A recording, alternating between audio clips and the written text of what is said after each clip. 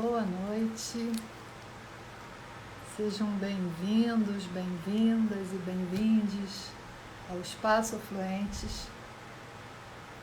Estamos começando hoje mais uma Vozes Afluentes, um encontro online com pensadores, artistas, pessoas que produzem conteúdo, pensamento. E eu vou hoje apresentar, estou esperando o pessoal chegar. Boa noite, Mariana, boa noite, Guilherme, já está aí, daqui a pouco eu vou chamá-lo, e o Walter Ives também. Sejam bem-vindos, muito bem-vindos ao Espaço Afluente. Vou aproveitar aqui a abertura, para quem não conhece, o Espaço Afluentes é um coworking no centro do Rio de Janeiro, e que durante a pandemia ficou fechado, e nós migramos com as nossas atividades culturais e artísticas e de coletividade para essa plataforma digital, que já tem o tempo da pandemia, tem 2 anos praticamente, e vem crescendo e vem formando um caminho muito bonito. Então, estão todos convidados, quem ainda não nos segue, podem vir, porque aqui tem sempre coisa muito interessante dentro desses três pilares: cultura, coletividade e desenvolvimento pessoal. Bom, o pessoal está chegando, muito boa noite, bem-vindos, bem-vindas e bem-vindos. Eu agora vou convidar os nossos palestrantes da noite, o Walter Ives Maciel e Guilherme Gutmann. Estou aqui aceitando os nossos convidados. Espera aí, que um já entrou. Olá, Walter Ives, boa noite, bem-vindo ao Espaço Afluentes. Estamos muito felizes de te receber, e ao Guilherme. Opa, chegou aí o Guilherme também. Boa noite, Guilherme. Alô, boa noite. Muito felizes de receber vocês para essa conversa tão bacana de hoje. E vocês estão me ouvindo bem? Muito bem. Tá, eu também estou ouvindo bem vocês. Pessoal que está chegando, por favor, sinalize se estão ouvindo bem nossos convidados, tá bem? Eu vou começar fazendo as honras da casa, vou apresentar o Guilherme e o Walter Ives, por ordem alfabética. Hoje a gente vai falar sobre o seguinte tema: o intervalo mágico, como viver junto. Eu confesso que eu estou curiosíssima para saber o que vai sair dessa conversa dessas duas cabeças aí brilhantes. Então, vamos lá. Walter Ives Maciel é mestre em filosofia pela UERJ, doutor em teoria psicanalítica pela UFRJ, trabalha no departamento de pós-graduação, mestrado e doutorado de psicanálise, saúde e sociedade da Universidade Veiga de Almeida e no departamento de psicologia da PUC-Rio. É membro associado da Sociedade de Psicanálise Iraci Doyle Speed. Falei direitinho sobre o nome? Doyle Speed? É isso mesmo? Ministra cursos de filosofia e psicanálise na cidade do Rio e organiza o Cineclube Cinema Menor. Isso. É autor dos livros Pré-Socráticos, A Invenção da Razão, editora Odisseus, O Todo Aberto, Tempo e Subjetividade em Henri Bergson, editora Arquimedes, e organizador do volume Trauma e Ternura, editora 7 Letras. Bem-vindo, Walter Ives. Agora apresentando o Guilherme. Guilherme Gutmann é médico psiquiatra, psicanalista e professor de psicologia da PUC-Rio. Mestre e doutor em saúde coletiva pelo Instituto de Medicina Social da UERJ. Publicou alguns livros. Modesto ele, né? Publicou alguns livros, mas não falou todos. Capítulos e textos voltados ao grande público. Entre os livros publicados, ressalta-se William James e Henry James, Filosofia, Literatura e Vidas. Fiquei interessada. Bom, gente, bem-vindos. Passo a bola para vocês. Não sei como que vocês estruturaram essa conversa, se vocês querem... Quem começa, mas estamos aí. Abertos aqui, totalmente plugados para ouvir vocês. Boa noite, muito obrigada. Boa noite, gente. Bom, nosso tema, além de outras coisas, é o de como viver junto, né? Então eu queria perguntar, assim, inicialmente, para o meu amigo Alterives, né, Alterives no céu, como é que é esse negócio das pessoas quererem viver juntas e, ao mesmo tempo, cada uma individualmente querer viver a sua própria liberdade e fantasia, né? Boa questão. Como conviver com a diferença sem abrir mão da sua diferença?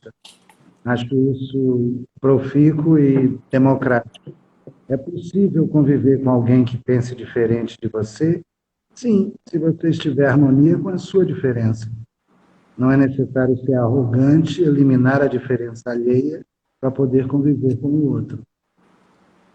Quando pensamos nisso, e acho que essa é uma prática que a gente transmite para vocês, mas que vale para todo mundo, pensamos fundamentalmente na ética e numa relação possível com prazeres que possam tornar a vida melhor. Não demonizamos prazer algum, não é isso, professor Guilherme? Mas procuramos viver bem no prazer. É isso aí. É isso aí. Gente, só um segundinho, por favor. O pessoal está pedindo para, se for possível, Letícia, você que está aí de assistente de produção, providenciar um fonezinho para o Alterives, porque está dando um pouquinho de... Está um pouco baixo o som dele. Deu para ouvir, mas seria legal se a gente pudesse ouvir tão bem quanto o Guilherme. Todo mundo se ouvir bem. É possível? Tá. Enquanto isso, a gente vai falando? Problemas técnicos, é só coisa técnica, desculpe. Não, Tá bom. não. Enfim, o Roland Barthes, no final, mais para o final da vida, ele infelizmente morreu atropelado, né, em frente ao Collège de France, por uma... Enfim, não interessa, né? Ele propôs, mais para o final, uma coisa sem referências, né? Já não se perguntava sobre o que era bom, ou ruim, ou mal, mas só se perguntava a própria fantasia dele, né? Então, no curso Como Viver Junto, ele disse assim, olha, a minha fantasia é a seguinte, algumas pessoas vivendo juntas, mas ao mesmo tempo cada uma podendo girar no seu próprio eixo, né? Como combinar essas duas coisas? Bom, o Roland Barthes começou com essa fantasia e terminou o curso dizendo que não era possível, né? Mas isso é o Roland Barthes, não sei o que o professor Alterives acha disso. Eu acho que é possível, mas muito difícil. Porque você tem que se trabalhar de tal maneira para remover preconceitos e obstáculos na mente e entrar numa relação saudável com o seu desejo e com o seu prazer. Isso não é trivial, não é gratuito, porque a gente vive numa sociedade cheia de preconceitos, onde nesses preconceitos, os piores problemas que nós trazemos conosco estão relacionados ao desejo. E se relacionar bem com o desejo e o prazer de uma forma saudável não é uma coisa trivial nem fácil. Por isso é que Michel Foucault me ensinou alguma coisa nesse terreno. Cuide de si e viva bem com seus prazeres, procurando estilizar o seu modo de vida para estar bem com o outro.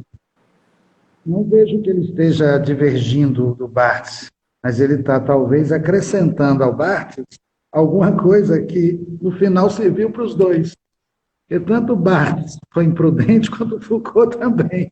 Pois é, Ainda bem. isso é que eu queria saber, porque Foucault produziu uma filosofia livre e ele que prescrevia o cuidado de si, o uso dos prazeres, ele pessoalmente, assim, não vamos esquecer, digamos assim, a parcela vida, né, figura humana real de todo pensamento. Um pensamento se entrelaça a alguém, né, de algum jeito que a gente não sabe dizer qual é. Concordo. Eu acho que o Foucault foi o grande pensador que soube denunciar poderes invisíveis na nossa sociedade que produziam pessoas sujeitadas às práticas sociais. E quando ele se deu conta disso, ele começou a trabalhar as práticas de liberdade para tentar entender como um sujeito ético pode emergir do cuidado de si. Esse trabalho dele ocorreu na década de 80, exatamente no momento em que ele começa a se preocupar com a liberdade. O que ele dizia de fundamental é que a liberdade não é dada, ela tem que ser praticada. e ela não pode ser praticada no momento em que você está se sujeitando às regras normativas que habitam o seu campo social. Nesse momento, ele foi trabalhar uma ética, que a gente vai conversar daqui a pouco sobre isso. Nessa ética, ele foi falar do uso dos prazeres, tá? Para que a gente não se perca nessa seara. E, às vezes, prazeres excessivos podem levar a gente para um caminho onde, mesmo que seja prazeroso, você corre o risco de virar trapo, se não tiver prudência. Cuidar dos prazeres e saber usar esses prazeres sem covardia, me parece ser uma arte, e essa arte, no meu entendimento, é prioritariamente uma ética. Olha, mas eu vou continuar assim na minha provocação, vamos dizer assim, né? Que é a seguinte, olha, é possível inventar, prescrever, compor um pensamento no qual a própria figura que compôs esse pensamento não está implicada, né? Ou seja, por exemplo, na nossa seara, que é a vida universitária, não é possível, não é verdade, que um professor, que não é nem teu caso nem o meu, mas um professor se dedique a um pensamento anticonvencional, libertário, etc. Ele transmite aquilo de algum jeito, mas ele mesmo não vive segundo os preceitos de que fala. Quer dizer, não há mistura entre o pensamento e a forma de vida do sujeito, né? De quem produz os pensamentos, né? Eu não sei como é que a gente se coloca nisso, porque é até uma coisa que a gente está dizendo assim, quer dizer, é uma espécie de compromisso, né? Ao mesmo tempo, nenhuma vida corresponde exatamente a um pensamento filosófico. Então, é uma coisa até que eu peço de todos assim que me ajudem a entender melhor, né? Bom, os autores que vamos trabalhar, ou que já estamos trabalhando, de alguma maneira, eles exerceram esse cuidado.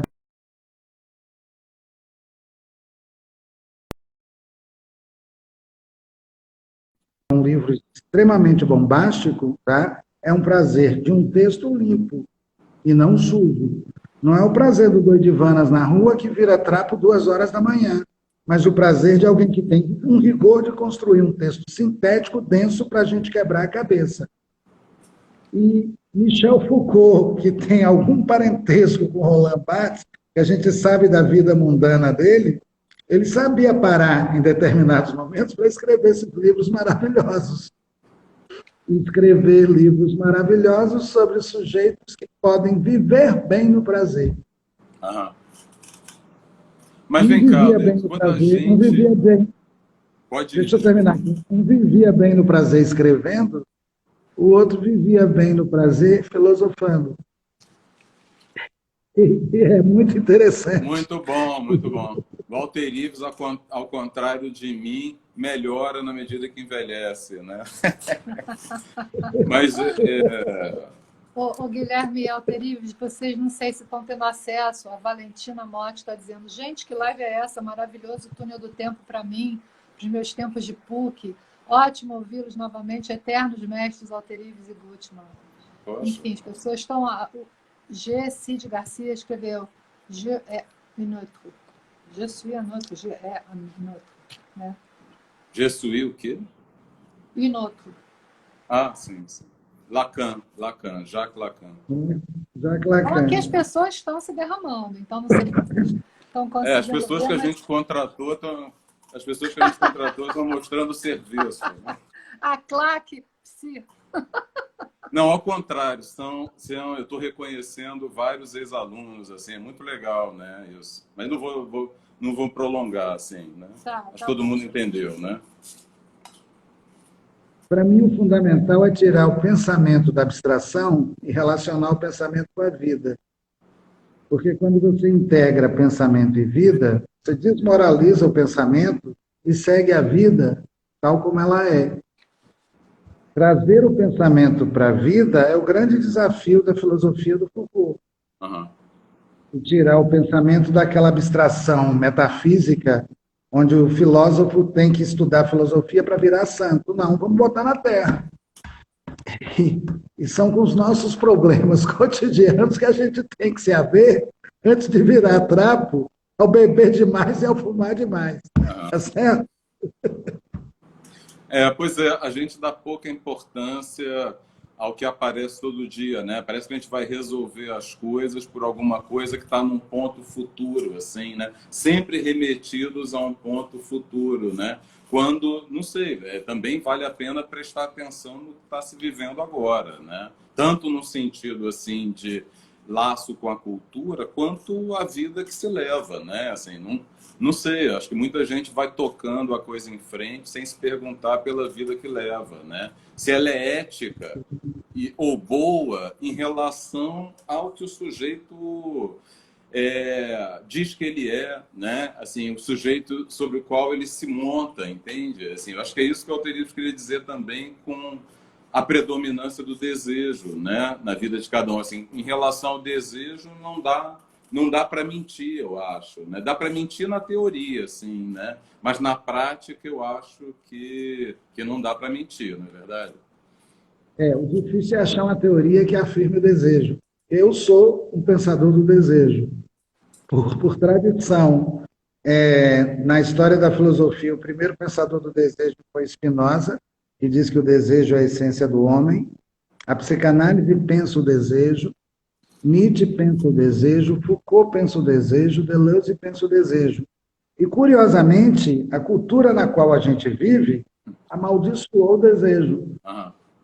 Ao vincular desejo a pecado, ao vincular desejo à falta, ao vincular desejo à culpa, e conseguiu produzir uma sociedade de puritanos, porém neuróticos.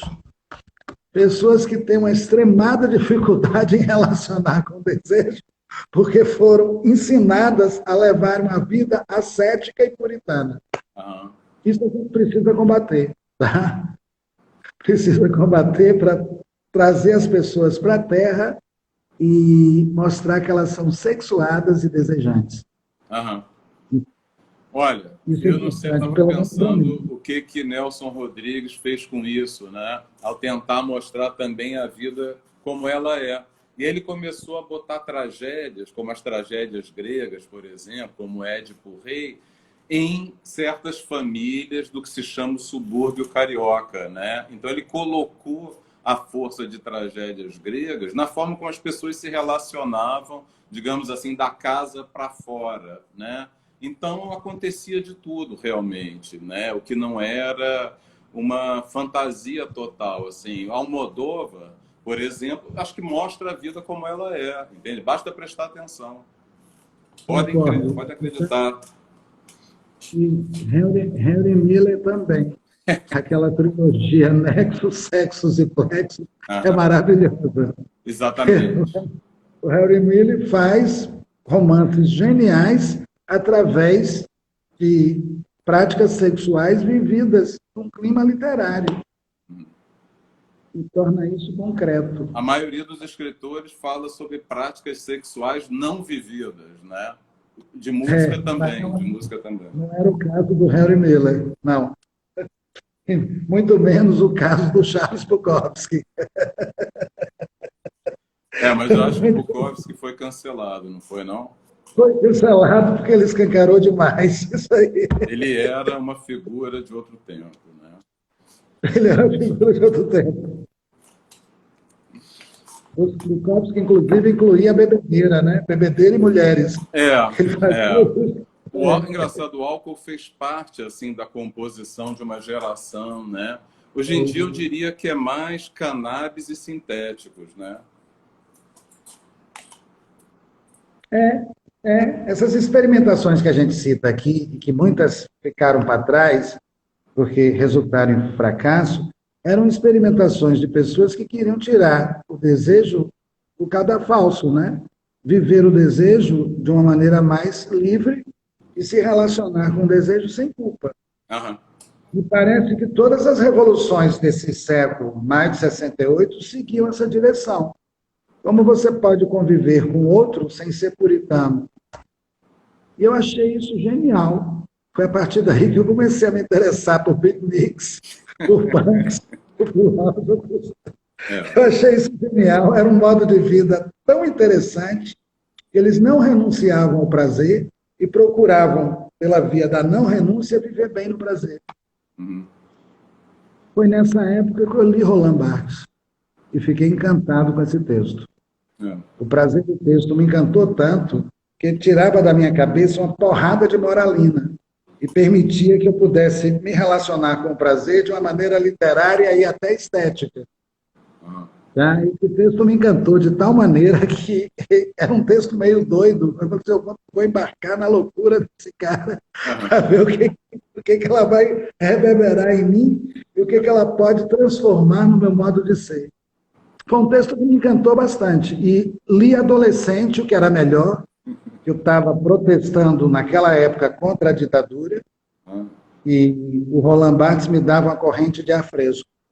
Olha que coisa maravilhosa, né? Aquela frase em que ele diz, não vou me explicar, não vou me justificar, desviar o meu olhar será, doravante, a minha única negação. Ele fazia assim, ó, dava uma esnobada e saía pela tangente.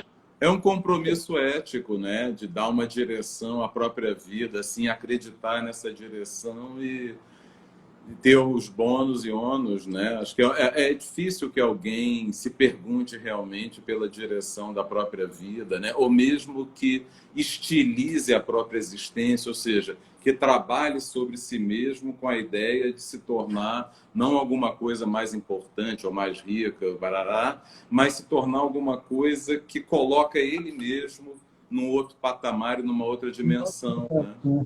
É isso, é isso.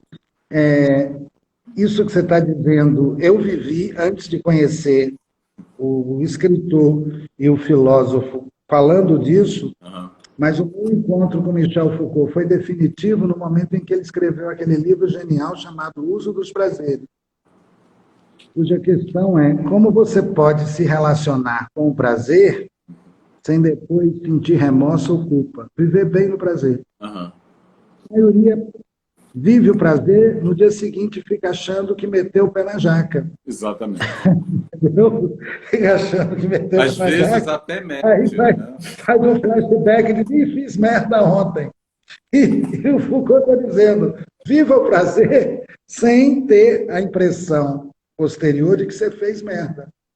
E olhe para trás e diz assim, eu vou fazer melhor daqui para frente. Ai, que beleza. Não é uma delícia isso? É maravilha, né? E as pessoas ficam pensando assim, não, mas eu...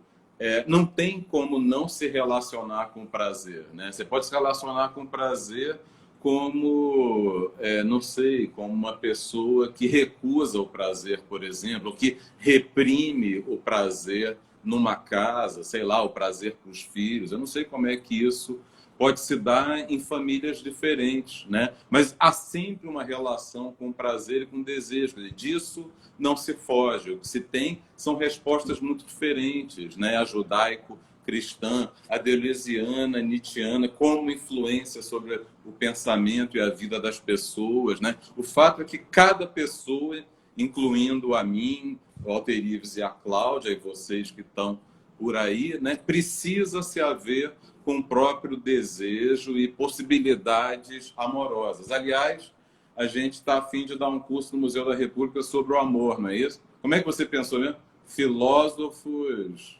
conversam sobre o amor. Sensacional. Eu penso de uma maneira bem próxima à tua, embora a minha formação seja diferente. Eu sou médico, você é filósofo, né? É bom que seja diferente, porque nesses encontros ideias novas vão surgindo. Exatamente. E quando ideias novas surgem, tanto eu quanto você somos forçados a entrar numa certa deriva. Isso eu acho excelente. Acho excelente que os diferentes se encontrem, porque uma outra ideia vai surgir, um acontecimento vai surgir e pode modificar os dois. Que a coisa que eu mais detesto é um sujeito acomodado nas suas certezas. Eu acho isso caretésimo, tá? Achar que sabe tudo. Mas, gente, desculpa, eu estou aqui só fazendo assim, porque eu estou tão fascinada, eu não tenho nada para dizer, só quero beber na fonte, mas eu agora fiquei meio nervosa, porque vocês estão falando muito de prazer e também da negação do prazer. Mas e quando o prazer é mórbido, sei lá se esse é o termo, quando o prazer da pessoa é fazer os outros sofrerem, ou verem os outros sofrerem, como a gente está sob o jugo desse tipo de experiência no nosso país? E aí, como é que fica? Olha, Eu tenho uma Freud, né? resposta. Freud, acho que o pessoal aí se interessa por Freud, eu imagino, ele deu uma grande virada no pensamento dele num texto chamado Para Além do Princípio do Prazer, quando ele falou assim, olha só, as pessoas não se dirigem só ao que é belo, nobre, bom, né? Ao contrário, elas também se dirigem à própria capacidade de crueldade ou a coisas mortíferas. Então ele falou assim, olha só, há pulsão de vida, mas há pulsão de morte. Então, desde sempre, é estranho talvez ouvir, mas as pessoas se interessam pela possibilidade de ver o outro se estrepando, né? Ver o outro sofrendo, entendem? Assim, há recompensas narcísicas, mas há recompensas também de quem não se apega só à vida, mas se apega às possibilidades da morte, né? Ou algo parecido. Eu penso da seguinte maneira, eu penso o seguinte, quando você está satisfeito consigo, eu não penso em fazer mal a ninguém. Quem faz mal ao outro é quem está na inveja, no despeito, tá certo? Uhum. Tá? Os afetos negativos são essas pessoas fodidas que não podem ver ninguém alegre que quer entristecer. É isso. Palma de lá. Não podem ver ninguém alegre que quer entristecer. Quem está pleno de si só quer dar ao outro generosidade, coisas boas.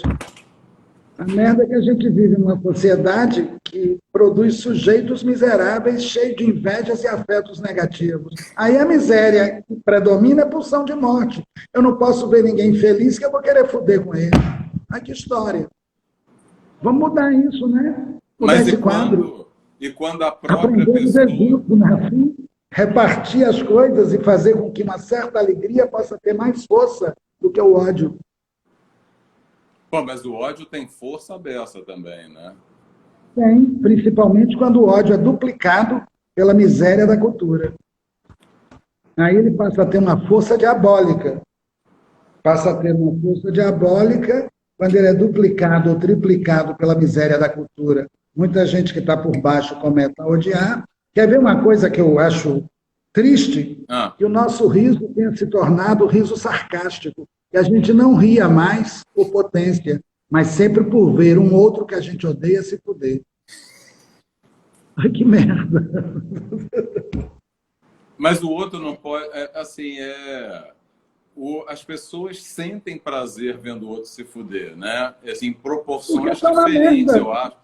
Por um reasseguramento de si mesmo, sei lá, né? Pela perspectiva de que ver o outro sofrer te alça alguma coisa, porque há assim, coisas, sei lá, um melancólico, um deprimido grave, ele se lança também para a morte, né? Quer dizer, a morte é um projeto para ele, não no sentido de estilizar a própria morte, ou seja, fazer da sua morte um momento poderoso também, mas é um desfiladeiro, né? É um desfiladeiro onde ele precisa cumprir um roteiro de morte. Sim, isso é uma coisa. Eu entendo o que você está falando. Outra coisa é quando você olha para um outro que está alegre e quer baixar o nível desse outro, e você acha que é mais sensato ser triste. Aí tira o cara da fuleiragem e leva o cara para um tempo de sofrência. Porque começa a imaginar sofrência, sofrimento. E começa a imaginar que o sofrimento vai enaltecer, vai engrandecer. Ao passo que a alegria é vã, pagã e leviana. Eu não creio nisso, não. Pois é, mas quando você também tenta reprimir o prazer alheio? Ou seja, a pessoa não pode se relacionar sexualmente com quem ela deseja, independente de, né? Tem que julgar. Não pode ser homossexual, não pode ser trissal, não pode... As pessoas não podem se relacionar como elas desejam, elas têm que ficar reprimidas e tolhidas nessa pulsão. Isso também é algo que a gente está vivendo, justificado pelas igrejas pentecostais, por toda uma, né, uma teoria, e que está muito difícil para a gente, está muito pesado. Eu entendo o que você está falando e creio que esse quadro, de fato, existe, mas eu aposto na via do entendimento. Eu acho que você pode se relacionar com o seu desejo, o seu prazer, sem que isso necessariamente signifique que você tem que destruir o outro. Exatamente. É isso. Então, se a gente pensa que a sociedade está tão distorcida que precisa de repressão ao desejo, porque o homem é, por natureza, um lobo, isso é discurso de repressor. Eu penso assim. Que uma criança não é, por natureza, um lobo, que precisa levar porrada sem saber porque está apanhando. Não é verdade? Não obstante, eles vêm desse discurso. O lobinho pequeno, de 6 meses, tem que levar porrada para neurotizar e respeitar a lei. Aí chega na adolescência, neurótico, não sabe nem onde está a porra do desejo, quer regar o corpo. Entendeu, né? Mas agora, Aí, jogando na defesa, é difícil encarar o próprio desejo, né? Não é porque a pessoa leu Nietzsche ou Deleuze que ela consegue encarar o próprio desejo. É muito difícil, né? As pessoas encaram o desejo, encobrem o seu desejo, fazem formações reativas ao seu próprio desejo. Enfim, não é, parece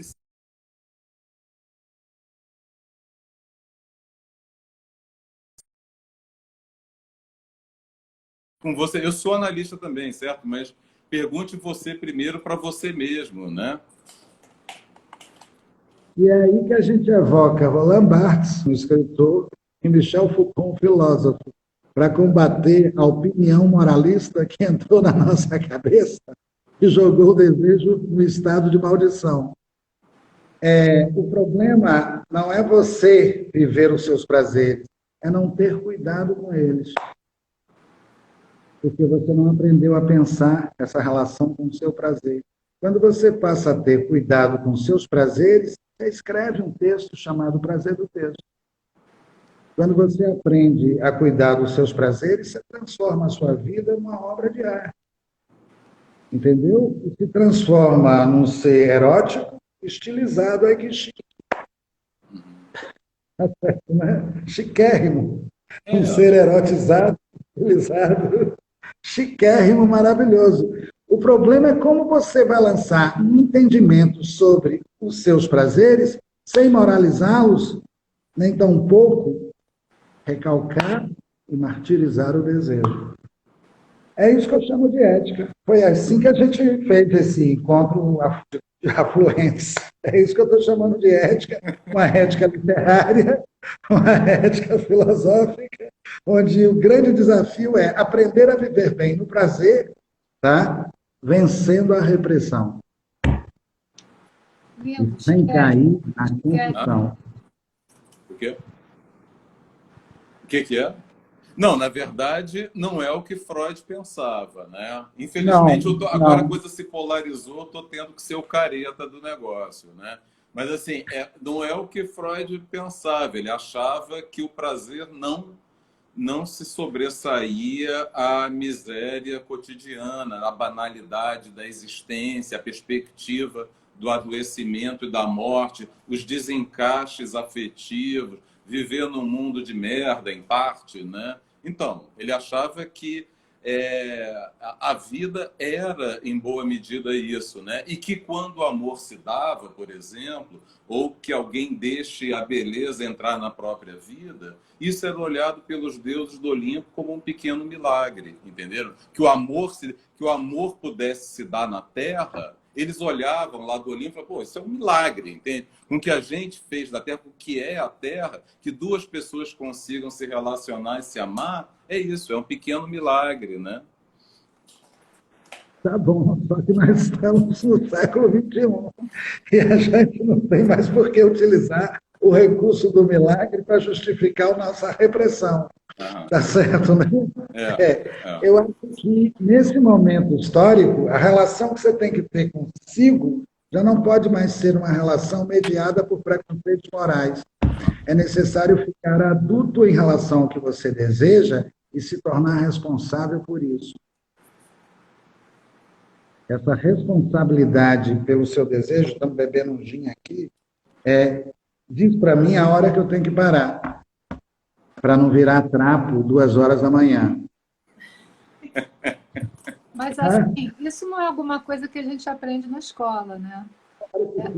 Não se aprende quase nada na escola, né? Cada vez eu tenho percebido mais isso. Assim. A escola é normativa.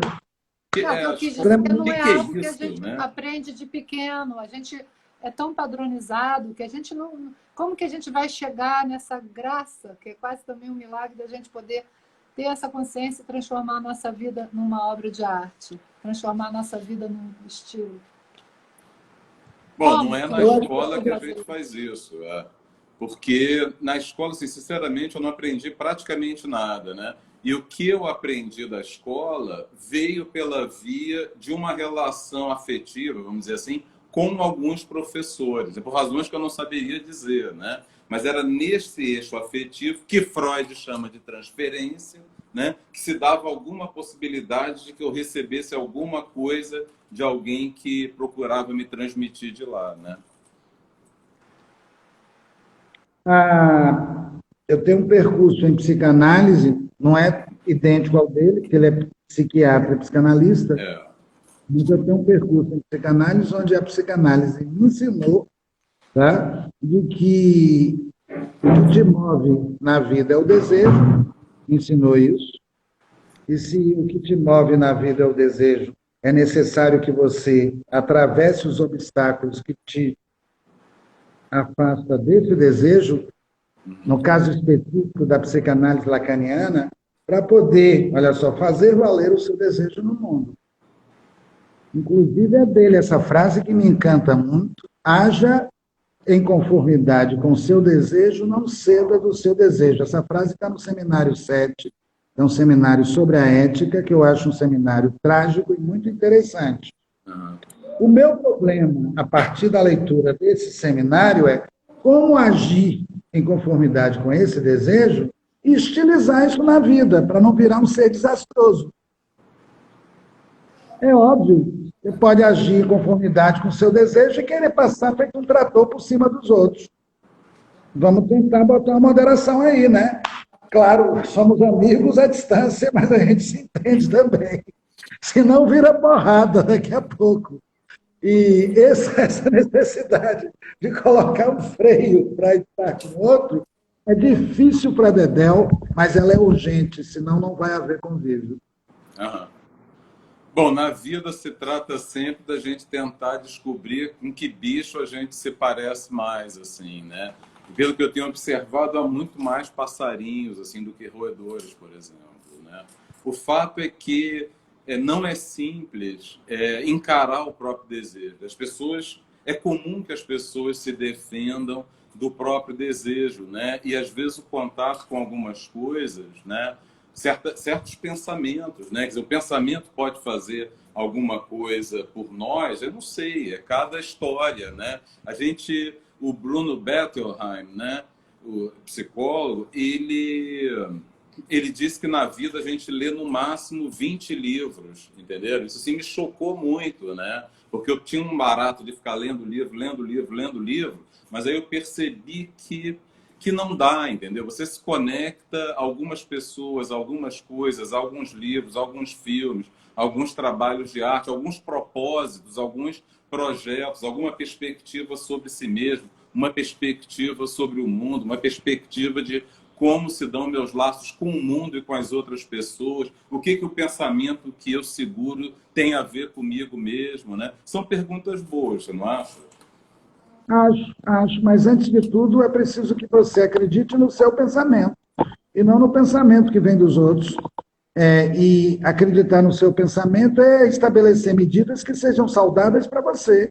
Senão você vai ficar na obediência de alguma autoridade que vai dizer como você deve agir no mundo. Eu acho isso péssimo. Quem tem que saber do seu desejo é você, e você, ao saber do seu desejo, tem que saber até onde você vai, para não fazer merda no campo social. E, infelizmente, isso não é ensinado, porque é mais fácil que você dite para o outro a norma e obrigue o outro a seguir a norma. Mas ninguém ensina o outro a pensar. E pensar se conhecendo, e ao se conhecer, se relacionar com o desejo, sabendo facultar, sabendo escolher, sabendo qual desejo é bom, até onde deve ir e onde deve parar. Eu acho que isso está faltando, viu? Está faltando em análise, está faltando em sala de aula. Às vezes o professor fica muito autoritário e bate uma norma na cabeça do aluno e só ensina o aluno a obedecer. Está faltando, de uma maneira geral, uma espécie de tolerância com a diferença alheia e generosidade para entender que o outro pode pensar, ainda que com muita dificuldade. Mas vem cá, não Quando tem gente... gente que Vai. pensa demais, não tem gente que pensa demais. Os obsessivos, em geral, pensam demais. Ficam com a cabeça desse tamanho, uma superinflação de pensamentos, uma revoada de pensamentos. Por quê? Porque o obsessivo acredita magicamente que é através dos pensamentos que ele vai modificar a própria vida. Que quanto mais e melhor ele pensar, isso vai ter uma espécie de incidência automática, obrigatória, sobre ele, e aí alguma coisa vai se dar. Quando há pessoas, né, como, por exemplo, certos budistas, o budismo tibetano, por exemplo, e várias outras, que apostam em outra coisa, né? Que apostam nesse intervalo mágico do qual a gente falava, em que o que se quer saber é o que acontece entre um pensamento e outro pensamento antes dele acontecer. Quer dizer, que intervalo é esse? Se a pessoa desaparece aí, ou é exatamente onde ela aparece numa experiência já desconectada de coisas mundanas ou descarregada, né, de penduricalhos, de um bocado de trapo, né, de memórias ruins, de lama, etc., que a gente, infelizmente, carrega, né, no dia a dia. Let's face it, né? Essa é que é a verdade. Bom, não sei, pelo menos Freud acreditava nisso, né? Deixa eu falar uma coisa que é nossa, é seu e meu. Tem certos pensamentos que eu dispenso também. Quando você fala tem gente que pensa demais, você está dizendo tem gente que reflete demais para não agir. Exatamente. Esse pensamento eu acho pensamento de bosta, não gosto disso. É pensamento cartesiano, duvida do corpo, duvida das paixões, para se refugiar no interior da razão.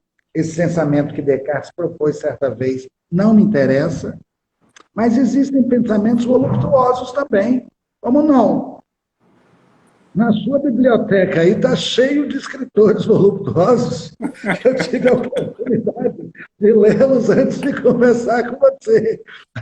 E esses escritores, Mutarelli está aí na estante dele, tá aí, que é maravilhoso. Está aí. Galera, Como tem um efeito sem causa, não é assim? Esse tipo de pensamento me interessa, sabe por quê? Deixa eu terminar aqui. Ele não separa pensamento de desejo. Caminham juntos. Não é um pensamento julgando o desejo, não é um pensamento moralizando o desejo, não é um pensamento reflexivo, onde você reflete a sua vida do alto. É um pensamento encarnado. É nisso que eu acredito. E aí eu evoco minha tribo, Harry Miller, evoco os beatniks, evoco Deleuze, evoco uma tribo, Michel Foucault, que eu não vou falar da vida pessoal dele, que não é o caso, e até o Roland Barthes. O Roland Barthes também não era flor que se cheirava. Não, estou brincando. Isso. Bom. Na verdade, a gente está falando de ética, né? E de experiência criadora. Quando você me propôs que eu trabalhasse contigo o prazer dos textos, a gente está trabalhando um escritor que está fazendo do prazer uma coisa que pode adicionar à vida uma certa potência e fazer com que o indivíduo se relacione com o prazer sem moral. O Michel Foucault, quando foi pensar o uso dos prazeres, ele foi pensar uma ética. Como você pode se relacionar bem com o prazer, como ela perguntou, sem causar desastre no outro? Sem passar por cima do outro como um hedonista doidivana, fazendo um estrago generalizado no meio onde você habita. Creio que isso, Guilherme, é uma ética, é uma clínica, e eu espero que eu possa dizer também uma política. Porque o efeito disso tudo vai estar na sua relação com o social. Se você cuida de si, você vai saber perfeitamente como se relacionar com o outro. Mas se você não cuida de si, você pode se relacionar com o outro a partir dos seus afetos mal trabalhados e virar um tirano. Isso é um problema mesmo. Isso aí.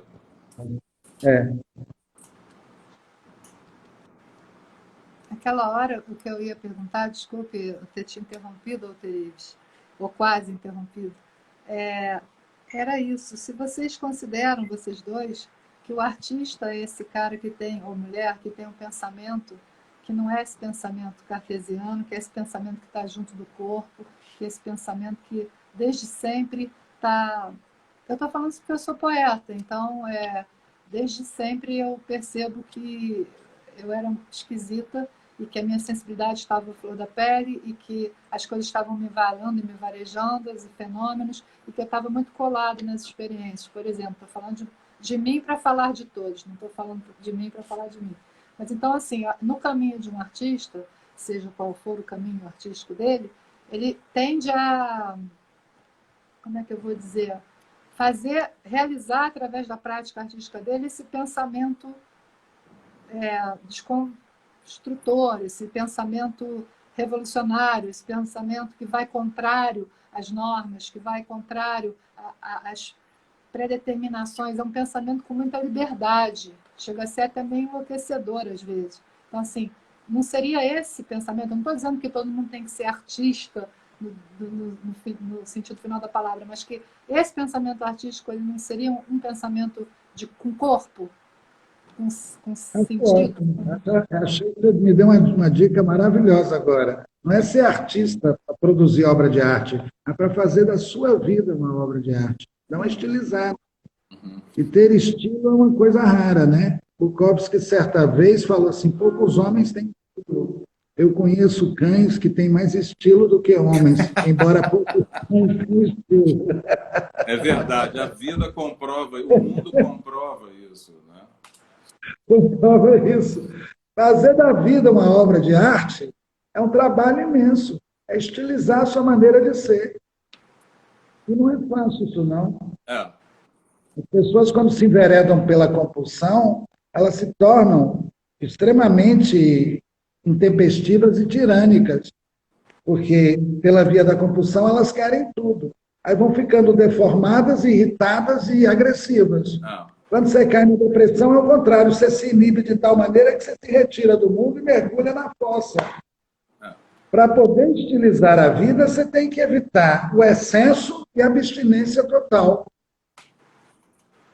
E evitar o excesso e a abstinência total é escrever o prazer do texto. Exatamente.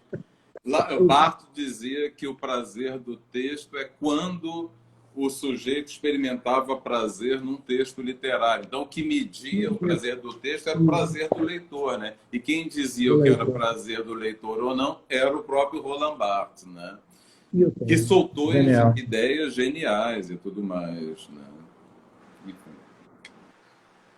A questão do Foucault era como viver bem no prazer. E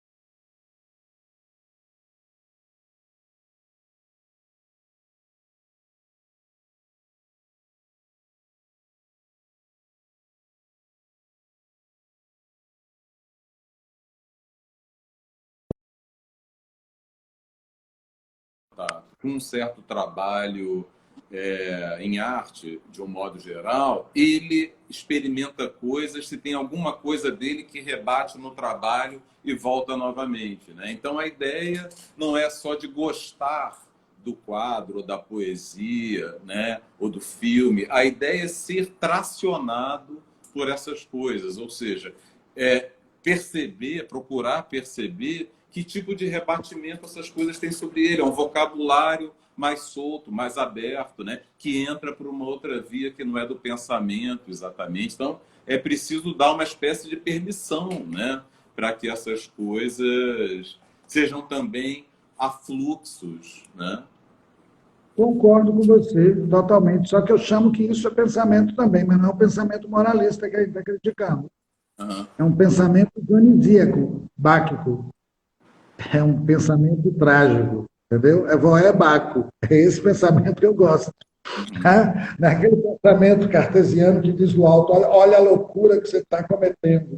Mas aquele pensamento que diz assim, faça com prudência, e goze mais. É, Pode ser isso aí. é isso aí.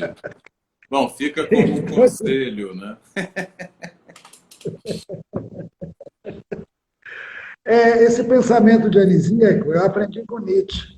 Isso é. Ele dizia, a história do Ocidente construiu pensamentos moralistas, onde os pensadores acabaram se transformando juízes da vida, apostando numa vida inexistente para julgar essa vida. E Nietzsche queria, porque ele é filósofo, um pensamento dionisíaco, um pensamento que, ao invés de julgar a vida, afirmasse a vida e desse à vida cursos libertários.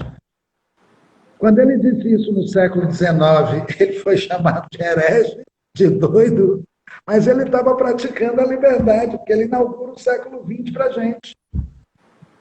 E aí inaugura o século XX uma certa liberdade de você se relacionar com o seu desejo, com prazer, sem culpa. Ah. Não é bonito? Agora, hoje em dia não é mais simpático ser um pensador assim deleuziano, nietzschiano e etc, do que ser, digamos assim, um pensador ligado a Platão, mais apolíneo, assim, não ficou um lugar meio antipático, assim, o pensador que traz Platão, que procura dizer assim o que é o bem, o que é o belo, o que é a virtude, o que é a piedade, o que é o amor, né? Platão não tenta dizer no banquete o que é o amor, né? Boa. Tocar em Platão me interessa, porque Platão foi influenciado por Sócrates e abandona a tragédia para fazer aqueles textos transcendentes. Me interessa. Não obstante, Platão tem delírio ali. O que é Eros, se não um daimon, um demônio? Tem delírio ali também, viu? Não esquece isso, não. Tem Alcebiades, não esquece. Eu ando esquecido. Não esquece isso, não. Você não pode esquecer que em Platão existe um cavalo negro. E que esse cavalo negro se chama desejo. O Platão não é tão puritano assim, não. O Platão fez a escolha moral dele, mas ele viu o outro lado. E isso é o que torna ele genial. Por exemplo, o banquete é um banquete onde as pessoas se proíbem de beber para fazer um elogio ao amor. Mas se você perceber quem são aquelas pessoas, de cara você começa a perceber que elas estão a fim de uma transa no final.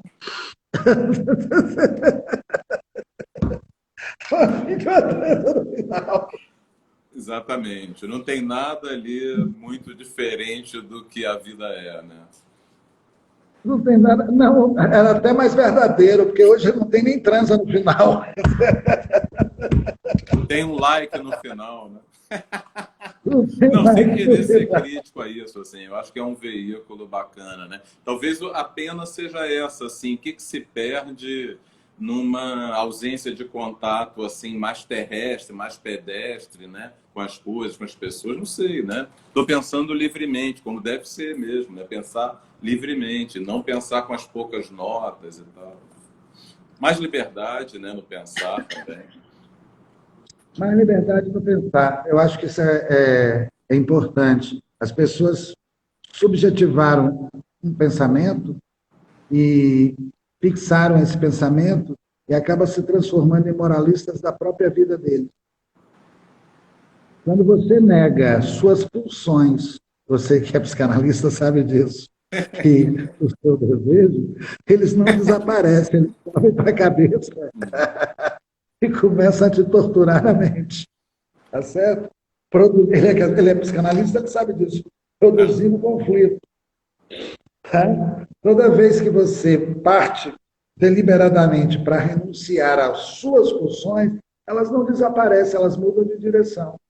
Se a agressividade não vai para o mundo, pega o caminho do super-eu e começa a torturar o ego. É Freud isso. É Freud. Além do mal-estar na civilização, está lá. Está lá. Mas vem cá, gente vive... eu estava pensando assim, o carnaval foi há pouco tempo, a festa da carne, né? E aí eu estou pensando o seguinte, naqueles... Festa da carne no papel. Festa da carne no papel. Na real, é uma festa narcísica.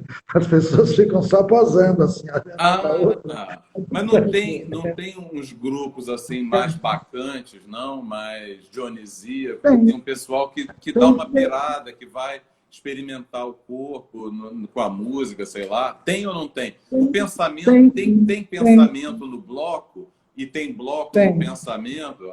Ah, como é que tem. é? Tem, eu acho assim, deixa eu falar. A gente precisa diferenciar, e talvez seja um trabalho que a gente vai fazer nesse curso futuro, que vamos realizar juntos, É. diferenciar pensamentos. Assim como existem pensamentos moralistas e reacionários, existem pensamentos libertários também. E essa diferenciação a gente tem que fazer, sabe por quê? Porque nós somos seres falantes e pensantes. Se a gente não fizer essa diferenciação, um pensamento moralista pode se apossar da nossa cabeça e a gente começa a achar que ele é absolutamente verdadeiro, o que não é verdade.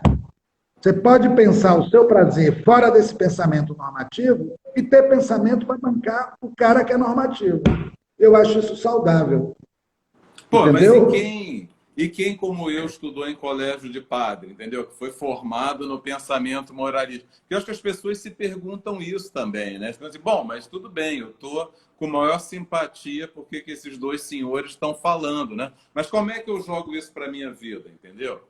Pô, as pessoas também. Eu não sei, é preciso passar pelo pensamento para jogar uma dessas coisas na própria vida. Por exemplo, a estilística da existência. O que o autorista quer dizer com isso? Alguém que burila ele mesmo um estilo, uma forma de vida, né? Que trabalha sobre si mesmo, trabalha sobre a sua própria vida para fazer com que ela seja experimentada, pelo menos por ele mesmo, como uma trilha verdadeira, né? Como uma trilha que supostamente faz justiça a quem ele se entende sendo, como ele se apresenta no mundo, sei lá. Eu penso assim, eu acho que a grande maioria, infelizmente, não pensa e é moralizada por um pensamento ruim.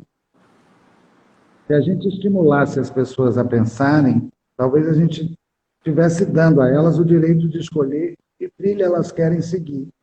Como elas são educadas num pensamento extremamente moralista e acreditam nisso, elas passam a subjetivar isso como a verdade e se tornam repressoras de si mesmas. É meio louco isso. Eu vejo um adolescente de 17, 18 anos, com princípios morais na cabeça, tá certo? E os Países Baixos sem nenhuma reatividade para fora. Ele está rindo. São pessoas que estão cindidas, assim, né? Ressentidas até, com moralina na cabeça, completamente ressentidas. Não foi isso que Freud descobriu? Pessoas histéricas gritando porque são vítimas de uma sociedade vitoriana altamente repressora, que forçavam elas a estrangularem o desejo, de alguma maneira a recalcarem, através de um tabu que ele descobriu também, que é o complexo de Édipo, e as histéricas começavam a protestar. E como é que elas protestavam? Gritando. Ah, Show de bola, seja aquilo, ela está gritando. Ela não quer ser a mulherzinha dentro de casa, boazinha e santa. Eu acho isso ótimo. tem gente que acha ótimo uma mulherzinha em casa, não sei o quê, né? É um mundo estranho, né? A gente estava conversando antes, assim, pensando, o vocabulário da medicina é mais delirante do que o vocabulário filosófico, né? A medicina conseguiu inventar um negócio que é dito de um jeito mais louco, né? Por exemplo, se você sente certas coisas, você vai escorregar por um quadradinho classificatório da medicina. No que você escorregou, você já começa a ser objeto da leitura psiquiátrica da coisa, da intervenção psiquiátrica, que pode ser medicamento, muitas vezes é medicamentosa, né? Ou seja, olha o salto, né? A pessoa sente um negócio. Eu estava vindo hoje aqui, eu tive uns 3 transtornos de ansiedade. Transtorno do pânico, transtorno de ansiedade generalizada e transtorno obsessivo compulsivo, né? Se eu caio na mão de um psiquiatra, ele me tranca e me medica, entendeu? Então, como é que uma certa experiência de vida vira doença mental e passa a ser objeto da psiquiatria e da psicologia? Não foi isso que Foucault disse, que foi uma das coisas que foi feita com a loucura, né? A psiquiatria, a psicologia não deixaram mais a loucura aparecer no que havia de interessante, força, místico, contato com alguma coisa que a gente aqui na Terra não tem contato. Loucura virou primeiro o contrário da razão e depois virou doença mental, né? Tornando a loucura um negócio mais manso do que ela é, né? Mais bovino do que ela é. Retirou a força, né? A medicina corta a anatomia, né? Ela constrange com os diagnósticos. Eu sou médico, entende? Sou psiquiatra, mas assim, eu quero ter uma reflexão crítica e honesta, não é, do que a medicina e a psiquiatria fazem. Concordo, não tenho nenhuma objeção, não, mas estamos falando a mesma coisa com palavras diferentes. Isso que você está chamando de reflexão crítica, eu estou chamando de pensamento dionisíaco.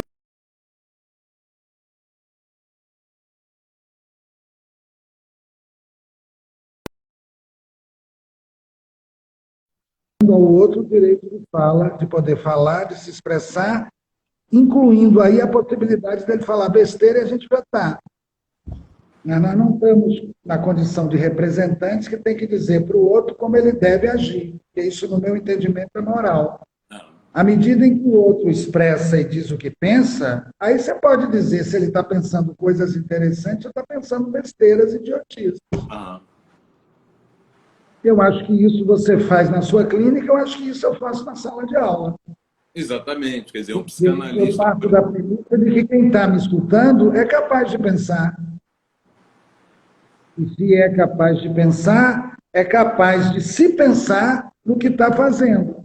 O que me revolta é quando eu encontro um aluno que não sabe o que está fazendo ali. Eu falei, porra, vai embora, talvez você esteja no departamento errado. Olha, as pessoas que estão aí devem estar aí por alguma razão, né? Quer dizer, elas estão afim de alguma coisa com a gente, né? Que pode ser rir da gente, por exemplo, mas eu acho que é também, tipo assim, pô, teve uma ideia ali, né? Teve um barato, assim, de que é a estilística da existência, assim, né? Por exemplo, sei lá, uso dos prazeres, né? Como é que eu uso os meus prazeres? Mas a que prazeres eu me direciono, né? Que tipo de prazer se relaciona com alguma coisa? Eu adoro esse tema, é um do tema nosso. Eu acho que estilística da existência não é outra coisa senão a ética, onde nessa ética você vai pensar os seus prazeres, procurar se conhecer para mudar o seu modo de vida. E parto da premissa de que essa tarefa você pode, eu não tenho que fazer por você. Pode. E para poder, você tem que se esforçar para poder vencer seus vícios, seus sintomas, tá certo? Os seus conflitos morais. Mas pode. Tá aí. Eu vou virar clínico também, viu? O psicanalista, obviamente, não julga, né? Ele está interessado em saber como o sujeito aparece, entendeu? Ele quer ver como é que o sujeito aparece, entende? Não na via psiquiátrica, né? Porque na via psiquiátrica o sujeito aparece como esquizofrênico, né? Como bipolar, como depressivo, como ansioso, angustiado, compulsivo, antissocial e etc. Né? O sujeito aparece por essas lentes. Quer dizer, você está afim de falar esse vocabulário só se você botar esses óculos, entendeu? Sem esses óculos, seriam os óculos da medicina, você não vai falar sobre o que é a loucura ou não. Então, se você falar, é uma coisa meio marginal, assim, né? Você se interessar pela arte dos loucos, por exemplo, quer dizer, o que você está vendo no rabisco de maluco, né? É o que os psiquiatras acham. No entanto, tem uma via ali pelo trabalho dos loucos em direção à própria loucura, né? O que a loucura, digamos, ofereceria de interessante, original para o mundo, né? O que a loucura segue oferecendo para a gente dizer assim, olha, há existências que se relacionam com um mundo diferente do que a gente se relaciona, entendeu? Que tem uma espécie de composição que permite uma abertura que, por exemplo, venha um influxo como uma voz, por exemplo, escutar uma voz, entendeu? E daí, né? E daí que está tendo uma alucinação auditiva? Quer dizer, o que é? Ele abriu espaço nele mesmo para que viesse um fluxo sobre a forma de voz? Ou é uma alucinação auditiva que responde bem a certos antipsicóticos, entenderam? Assim, quer dizer, não tô... é isso, é um balanço, né? É um balanço permanente entre perspectivas, enfim. Eu acho que sim, é um balanço permanente mesmo. E viver nesse balanço permanente é a vida. Não creio que exista panaceia para o balanço, não. Balanço, para mim, é escolha. E é um balanço permanente. Eu posso escolher uma vida mundana e vou pagar por isso, ou posso viver uma mundanidade comedida e também vou pagar por isso. Para mim, que faço clínica e faço filosofia, a medida será sempre aquela onde eu possa me sentir mais potente e mais expansivo. Mas esse critério é subjetivo, ele não pode virar uma norma universal. Senão é moral. Senão é moral. Se alguém que me procura para fazer clínica deseja isso e não vai se estrepar, por que eu vou dizer não para esse desejo? Se ele puder se relacionar com esse desejo e brilhar a partir da diferença dele, eu vou ficar muito agradecido. Não vou ficar com inveja, não. Olha, a gente é professor e tal, mas a gente também está procurando as respostas, entendeu? A gente também está querendo saber o que é a vida que vale a pena ser vivida, entendeu? A gente também quer saber o que é beleza, beleza numa vida, na própria vida, por exemplo. A gente também quer saber o que é amor, entendeu? Como é que é, né? Como é que acontece entre duas pessoas, entendeu? A gente também está querendo saber, entende? A gente lê os livros e tal, mas a gente também quer saber, assim, se alguém puder dizer, como a gente fica muito agradecido até, né? Eternecidos e tudo, né? Quer ver uma coisa interessante? Sabe onde é que eu aprendo mais dando aula? Ah. Quando o outro não está me reverenciando, eu não me sinto Deus. Sabe onde é que eu aprendo mais? Quando ele me contradiz. Essa coisa que você está ensinando, Alterípio, não serve para porra nenhuma. Eu vou ficando puto. Quando eu começo a ficar puto, eu vou me pensando. Eu vou me pensando e começo a me dar conta do meu narcisismo, como eu achava que eu era o rei de um saberzinho pequeno. Entendeu? Eu adoro ser provocado, porque isso me força a pensar. E me força a pensar e a mudar o meu modo de estar com o outro. Um professor, quando fala para um aluno, ele quer atenção total e não se dá conta de que o narcisismo dele talvez esteja muito mal trabalhado. É amor incondicional. Imagina isso, nós adultos, essa idade, querendo amor.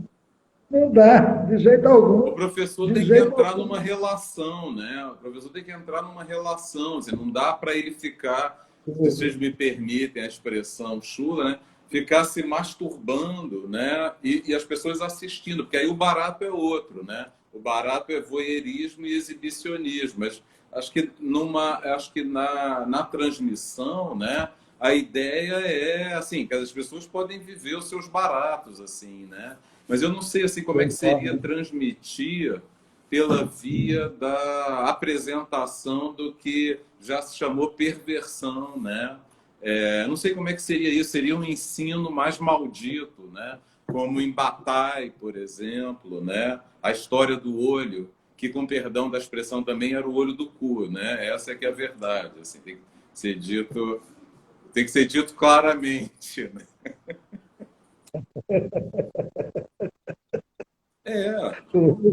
Porque as pessoas, novamente, assim, me perdoem entrar nisso, né? Porque a psicanalista diz assim, mas vocês teorizam sobre o que é um obsessivo, alguém que ficou fixado na fase anal, mas às vezes as pessoas realmente nunca viram um cu, né? Entendeu? E assim, acho que não dá para você teorizar completamente sobre uma coisa que você imagina com as suas fantasias. É preciso entrar um pouco, né? Você vai ler um livro querendo não gostar do livro, por exemplo, né? Pô, você não está afim de entrar no livro, então por que você pega um livro assim? Você pega pelo outro porque é legal ter lido tal livro? Pelo amor, né? Assim, é preciso viver a vida com um mínimo de sangue, entendeu? Não dá para ser viver a vida assim como se o negócio fosse tocar a bola para o lado, né? Eu acho que é isso mesmo. Não estamos em desacordo, não. Talvez usando vocabulários diferentes, mas não tem desacordo algum. é preciso encarnar o pensamento e fazer com que as coisas que você esteja pensando sejam diretamente reflexões do modo de vida que você está levando. Aí o pensamento se torna uma coisa séria e não uma coisa abstrata.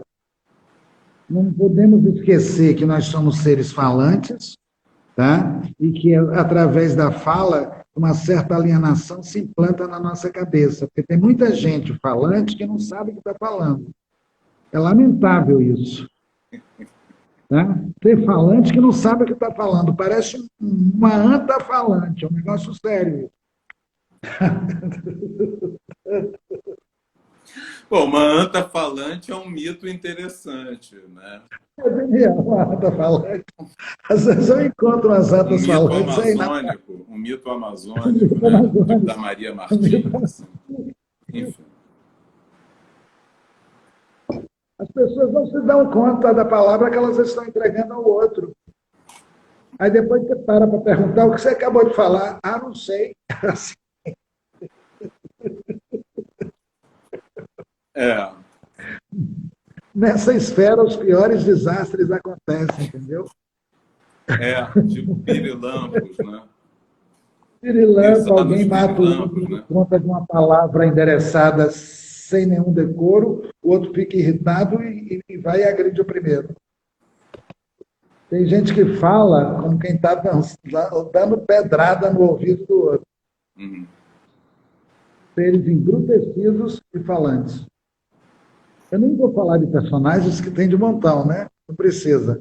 Personagem como? Pessoas reais, você quer dizer? Pessoas reais. Não vamos entregar ninguém, né, Aldrin? Não vamos entregar ninguém. Não vamos entregar ninguém. Não vamos entregar ninguém. Nós não vamos entregar ninguém, não é essa, a questão da live não é fazer denúncia, mas alertar a população de que ela precisa se relacionar com prazer de uma forma mais saudável, se relacionar com desejo de uma forma mais potente e botar fora da mente pensamentos moralistas, com uma certa urgência isso. Viu, Paulo? Professores, tem uma pergunta aqui que está quicando na área e eu acho que ela tem a ver com esse momento da live. Uma pessoa perguntou como juntar harmoniosamente os seus desejos com os do outro ou dos outros.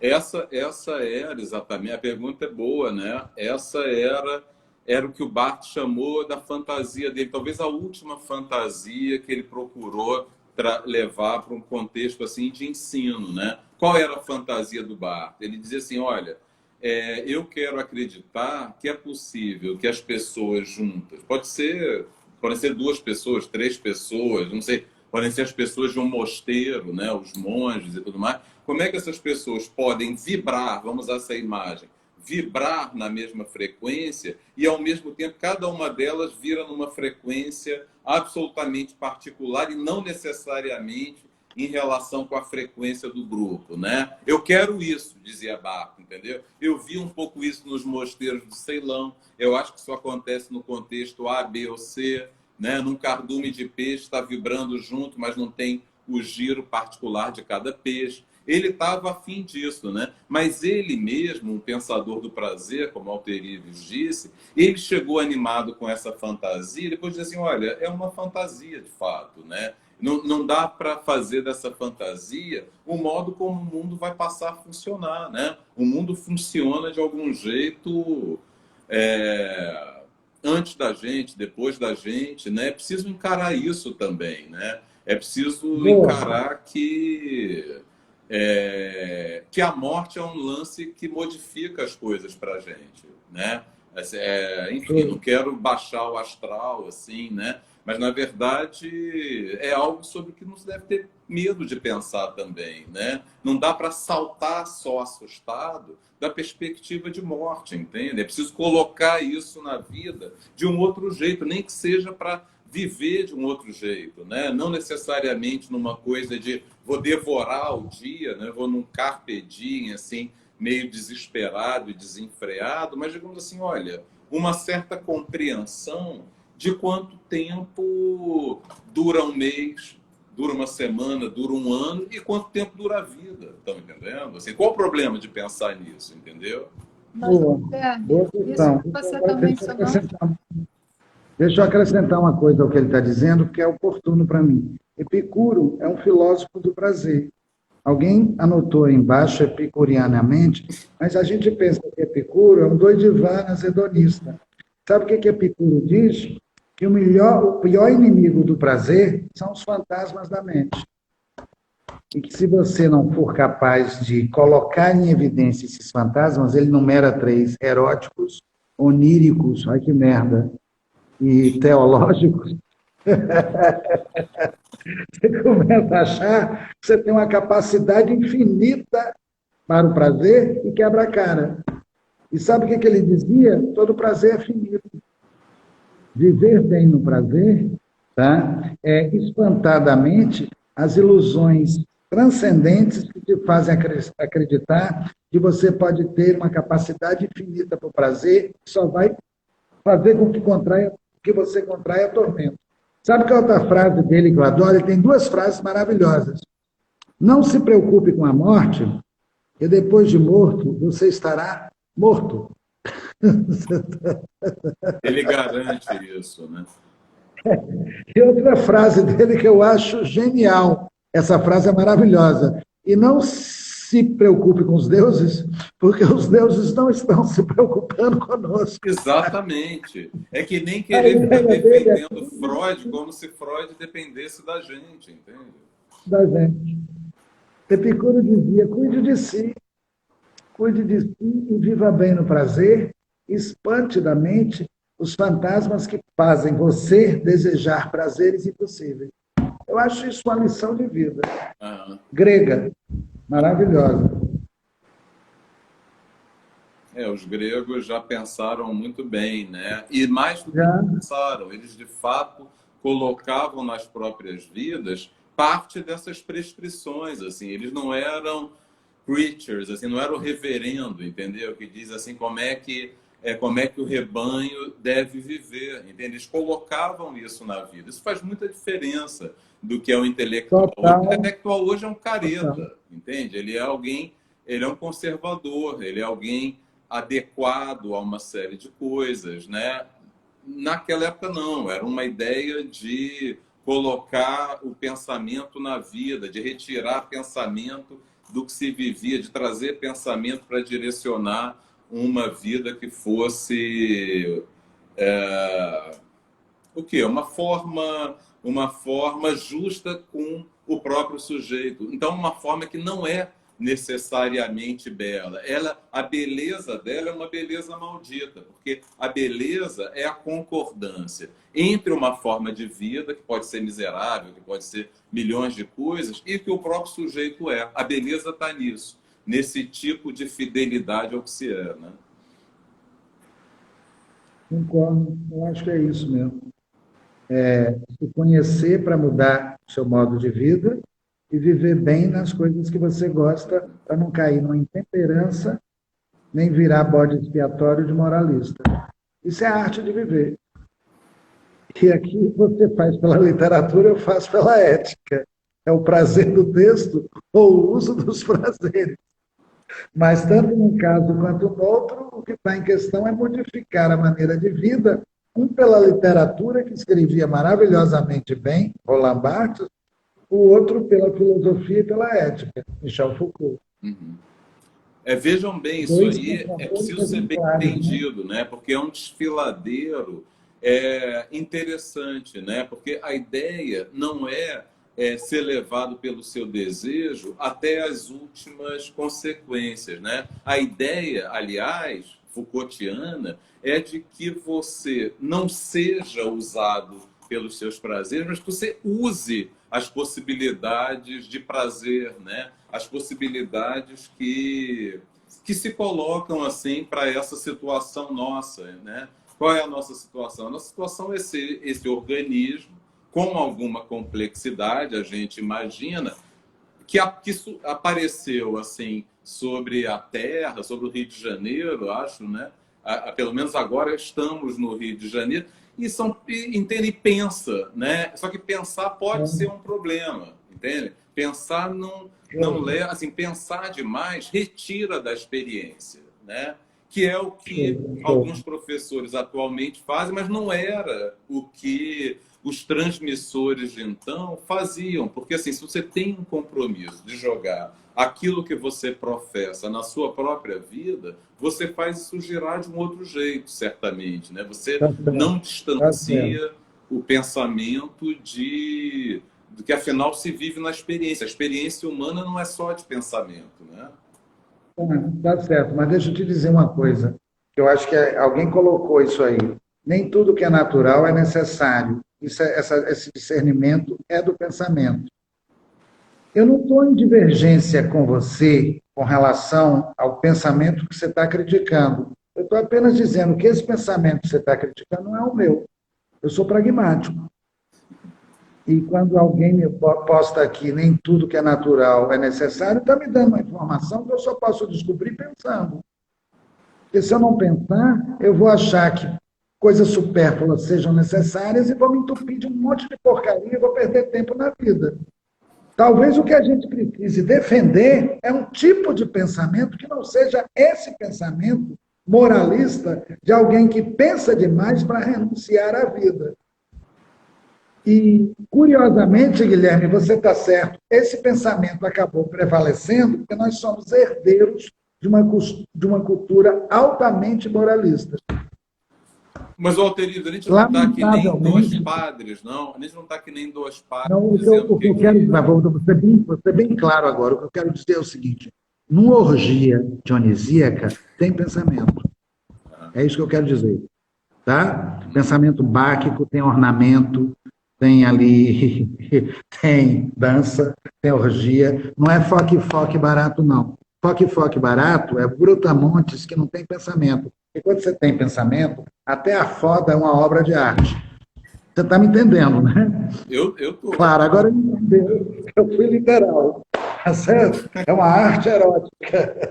É isso aí. É isso aí. As pessoas acham que arte erótica é pornografia, né? Pornografia pode, inclusive, ser arte erótica, mas, assim, quais são as possibilidades de viver eroticamente alguma coisa, né? As pessoas acham, por exemplo, que precisam fazer acontecer, né? Como se fosse uma performance ou um desempenho, né? Quando às vezes, assim, sem querer ser, assim, dizer como as coisas são, mas enfim, às vezes as pessoas estão a fim de ficarem juntas, assim, abraçadas, sei lá, entendeu? Não estão a fim de partir para outra, né? Como se partir para outra fosse melhor, né? Acrescentasse elementos mais interessantes à experiência. Eu sei lá, entendeu? Eu sei lá qual é a diversidade de possibilidades aqui informações, a estética da erótica. Eles estão botando informações aqui que está aparecendo para mim, a estética da erótica. A estética da erótica é a estética da existência. E é um pensamento estético que a gente precisa. Porque esse pensamento estético vai fazer você construir um Kama Sutra, poxa. Vê como isso é interessante, entendeu? Ao invés de ficar pensando o seu prazer como se ele fosse psicopatológico. Muda tudo. Quando você pega um Kama Sutra e vai praticar o Kama Sutra, até o sexo vira arte. Exatamente. Não é Olha, isso? a parada é não cortar a possibilidade de experiência, eu acho, né? Não cortar com morais assim já premeditadas, né? Tipo moral judaica, qualquer régua, né? Que diga assim, ó, daqui para cá isso, daqui para lá aquilo outro, né? Quer dizer, então a ideia que eu fico é assim, seria bom que a gente se livrasse do que a gente pudesse se livrar, entendeu?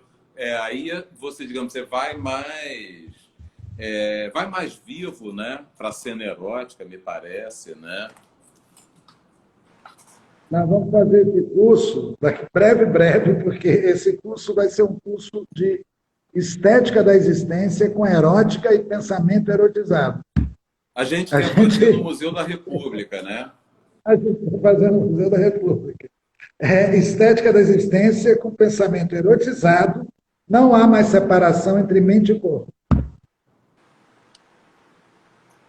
É isso. Será As que alguém vai palavras vão assistir, ser, né? como dizia Roland Barthes, as palavras vão, é o grão da voz que vai nos interessar, é isso que importa, é o prazer do texto, isso vibra, isso comove, isso estimula, isso excita. É essa palavra que interessa. E naquela palavra de doutor, tá? Careta, falando, não, porque vocês não devem fazer isso, porque isso não é correto, etc. Essa palavra não me interessa. Agora, não me interessa. Agora, uma palavra embebida de sangue e atravessada de afetos é tudo que eu preciso para me excitar. Exatamente. Tudo, Nem tudo que eu preciso masturbação os para me médicos excitar. querem deixar, né? O menino fica culpado porque se masturba, né? Achando que alguma coisa que vai ter problema, vai causar Até problema aí para não ele tem problema, né? medicamente, Isso aí. né? Fisicamente. Isso, até aí tem problema. Olha, gente, eu quero dizer o seguinte: está chovendo elogios e amores e paixões. Vocês estão com uma fala tão maravilhosa, prazerosa, tão instigante, tão transformadora. As pessoas estão perguntando quando vai ser o curso, onde vai ser o curso. Já falavam que é no Museu da República. A gente está chegando a quase 1h30 de live. Está cheio de gente Uau, aqui. que beleza. Essa dupla é incrível. Realmente, vocês. Acho que eu estou com a sensação que a gente poderia ir noite afora ouvindo vocês, porque o prazer que vocês têm também de divergir e concordar e incrementar é muito lindo. Realmente estou encantada aqui. Eu estou que nem um dois de pau, só olhando, mal e mal, gostosamente, às vezes atrapalhando, me perdoem, porque fico instigada e com vontade de perguntar. O pessoal está fazendo milhares de perguntas e não está dando nem para dar vazão. Então, assim, nesses próximos 5 minutos, antes da gente terminar, vocês querem dar alguma, enfim, focar em alguma coisa específica, deixar aqui alguma informação para o pessoal, antes que a gente É, termine? O pessoal quer Olha, mais, quer mais, quer outra eu live com queria, vocês, quer ir no curso, quer tudo. O pessoal quer tudo. Está aqui, está doido, pessoal. olha, eu queria só fazer assim uma fala assim que parece excessivamente simpática ou cabotina, né? Mas na verdade eu queria que os alunos tivessem a certeza de que para a gente é um negócio que liga, né? Que tipo faz o sangue correr e o pensamento acontecer, perceber que as pessoas estão ligadas assim, né? Isso é o que bota a gente assim na pista, né? Então eu queria falar isso, assim, agradecer, né? da minha parte, eu acho que é urgente que esse curso aconteça, que deve acontecer provavelmente ainda no final desse mês, nós vamos agendar a data, mas vocês vão ficar sabendo. E a finalidade desse curso é que a gente possa repensar, com Platão até, tá? A nossa erótica no mundo contemporâneo. Porque certa vez um cineasta, foi preciso que ele me ensinasse isso, ele se chama Michelangelo Antonioni, e certa vez ele disse: nós estamos doentes de Eros porque o Eros adoeceu. Eu acho essa frase genial, que as pessoas tenham medo de se tocarem, que elas vivam a maior parte do tempo na solidão e tenham medo de afeto. Isso é um tema de uma reflexão profunda para o contemporâneo, né? Totalmente atual, né? Completamente atual. É. Olha, Os todo laços mundo está sociais que dizendo eles que quer fazem. esse curso, então, por favor, assim que vocês souberem, vocês nos avisem que é para a gente poder divulgar aqui também. E mais à frente, se vocês quiserem, nos derem essa honra, venham falar novamente no Fluência, a casa é de vocês, tá? Então, mais do que convidados, foi um fenômeno hoje esse encontro. Foi assim, muito interessante. Eu tenho muita experiência de fazer live. As pessoas às vezes estão um pouco mais cansadas, até a palavra live já cansou a paciência das pessoas, tanto é que a gente está chamando nossos encontros de vozes afluentes, mas realmente as vozes de vocês hoje reverberaram no coração das pessoas, na mente, no corpo, em todos os lugares, porque está uma vibração palpável e um ótimo número de pessoas assistindo, num revezamento louco, cheio de participação. Então, eu estou muito feliz, porque senti por essa live que o que vocês estão trazendo é extremamente necessário. Senti por mim, enquanto pessoa, enquanto indivíduo, mas assim, estou vendo pelas pessoas, né? As pessoas estão fazendo milhares de perguntas, elas querem aprender, ou pelo menos discutir com vocês, já que vocês não estão na postura, né, de ditar como é que são as coisas. A Mariana está dizendo que estamos todos excitados. Preocupados. Ficou todo mundo eriçado. Então, muito obrigada mais uma vez, Alterives, Guilherme, foi brilhante, uma maravilha, um Obrigado. privilégio para nós, tá? Muito obrigada e até breve. Até E breve. avisa Muito do obrigado curso, por também. favor, tá? Muito Tá obrigada bom. da Afluência, de todos que estão aqui, obrigada a todos que assistiram a nossa live. Uma boa noite. Boa noite para você também. Boa Muito noite. obrigado aí. Boa noite. Tchau, pessoal. Essa live vai ficar gravada, vai subir para o Instagram do Afluentes e vai para o YouTube do Espaço Afluentes também. Vai ficar salva. Quem não assistiu toda, ou quem quiser rever, ou quem ainda não viu, tá? Boa noite, obrigada. Tchau.